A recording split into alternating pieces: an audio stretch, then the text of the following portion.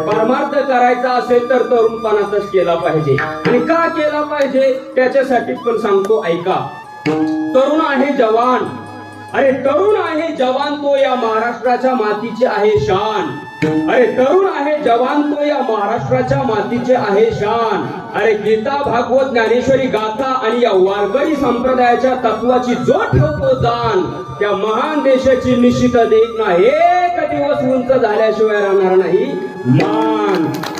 मग या भारत देशाची जर उंच करायची असेल ना दादा मान, तर प्रत्येक आई वडिलांनी आपल्या मुलांना शिकवलं पाहिजे गीता, भागवत, ज्ञानेश्वरी गाथा आणि पसाय दान. आणि जर शिकवलं गीता, भागवत, ज्ञानेश्वरी गाथा आणि पसाय दान, तरच ते ठेवतील म्हातारपणामध्ये तुमचा मान, नाहीतर करतील तुमची तानातान.